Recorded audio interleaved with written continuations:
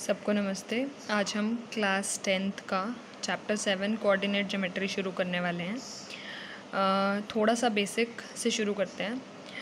Coordinate geometry में क्या होता है, हमारे पास एक 2D प्लेन है। आप उसका एग्जांपल ये पेपर मान सकते हो।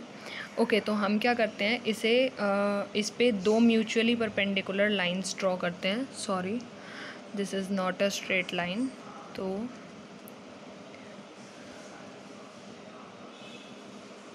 ये हमने ड्रॉ किया, दीज आर म्यूचुअली परपेंडिकुलर। और जिस पॉइंट पे ये काट रही हैं उसको हम ओरिजिन बोलते हैं, ओ से हम डिनोट करते हैं। एंड इसको हम एक्स एक्सेस और इसको वाई एक्सेस नाम देते हैं। बेसिकली ये दो नंबर लाइंस हैं। तो ये जो है हमारा पॉजिटिव साइड होता है और ये नेगेटिव साइड होता है। और इस नंबर लाइन पे हम इसको पॉजिटिव साइड बोलते हैं और इसको नेगेटिव साइड बोलते हैं। ओके, सो ये चीज़ हमने पहले ही फिक्स कर ली है। ऐसा हो गया। अभी मुझे इस प्लेन पे किसी भी पॉइंट को शो करना होता है तो मैं दो नंबर्स की हेल्प से उस पॉइंट की पोजीशन बता सकती हूँ। ठीक है, इसका फ़ायदा हमें यही होता है कि हम कोई भी एक पॉइंट है उसकी मुझे कोई इन्फॉर्मेशन देनी है तो मैं दो नंबर्स की हेल्प से उसकी इन्फॉर्मेशन दे सकती हूँ। फॉर एग्ज़ाम्पल मेरे पास ये पॉइंट हो, तो इस पॉइंट को अगर हम देखेंगे तो ये एक्स एक्सिस पे 2 पे मिल रहा है और वाई एक्सिस पे ये 1 पे मिल रहा है। तो इसके कोऑर्डिनेट्स हो गए 2,1। मतलब इन दो नंबर्स की हेल्प से मैं इसकी पोजीशन बता पा रही हूँ और इन दो नंबर्स को हम बोलते हैं coordinates of this point. Okay, तो अभी यहाँ पे एक चीज़ बहुत ज़रूरी है कि जो एक्स एक्सिस वाला जो नंबर है उसे हम एक्स कोऑर्डिनेट बोलते हैं और वो हमेशा पहले लिखा जाता है।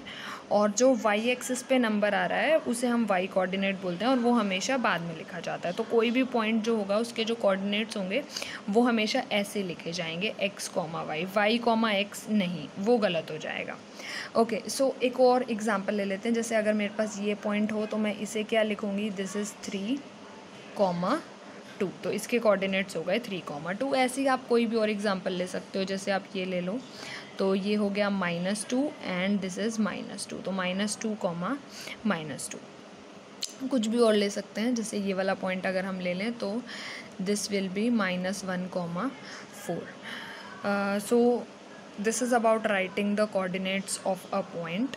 और अगर कोई पॉइंट इस तरीके से आ जाता है तो हम कैसे लेंगे। अब हम देख रहे हैं कि एक्स एक्सिस पे तो ये वैल्यू -3 ही ले रहा है और वाई एक्सिस पे अगर मैं देखूँ इसे यहाँ पे लेकर आएँ तो ये 0 पे आ रहा है, तो ये 0 हो गया।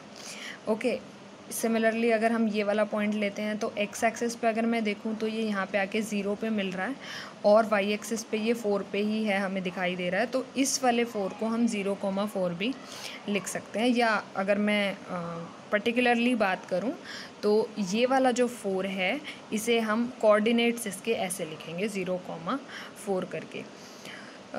तो ये था। और अभी इन दो लाइंस की वजह से हुआ क्या है, ये पूरा प्लेन 4 सेक्शंस में डिवाइड हो गया और उन 4 सेक्शंस को हम क्वाड्रेंट्स बोलते हैं। सो इसे हम नाम देते हैं क्वाड्रेंट 1, इसे हम नाम देते हैं क्वाड्रेंट 2, क्वाड्रेंट 3 एंड क्वाड्रेंट 4। तो ये कुछ बेसिक इन्फॉर्मेशन है जो हमें पहले से ही पता है इस चीज़ के बारे में। और एक दो चीज़ें और, जैसे एक्स एक्सिस पे कोई भी पॉइंट होता है, जैसे हमने यहाँ देखा कि ये एक्स एक्सिस पे था तो इसका वाई कोऑर्डिनेट 0 आ रहा है। ऐसे ही अगर आप ये ले लेंगे तो इसके कोऑर्डिनेट्स आएंगे 1,0, इसके आएंगे 4,0। तो आप कोई भी पॉइंट ले लो एक्स एक्सिस पे, वो किस टाइप का होगा, any point on x axis is of the form x, 0। मतलब उसका x कोऑर्डिनेट तो कुछ भी हो सकता है लेकिन y कोऑर्डिनेट हमेशा 0 होगा। Similarly any point on y axis is of the form 0, y। अब इसमें 0, y क्यों ले रहे हैं, क्योंकि x कोऑर्डिनेट 0 होगा और वो हमेशा पहले लिखा जाता है। y कोऑर्डिनेट कुछ भी हो सकता है, 1, 2, 3, 4 या -1, -2, -3, -4, कुछ भी इस तरीके से। और ओरिजिन के जो कोऑर्डिनेट्स हैं वो होते हैं 0, 0। Coordinates of origin are 0, 0। तो I guess I have completed the basics part. तो अगली वीडियो में हम डिस्कस करेंगे कुछ फॉर्मूले। इसी क्लास से रिलेटेड हम आगे बढ़ेंगे। तब तक आप ये बेसिक क्लियर कर लीजिए अपना, और फिर हम नेक्स्ट वीडियो में बात करेंगे डिस्टेंस फार्मूला की और आगे के टॉपिक्स की। Okay, thank you.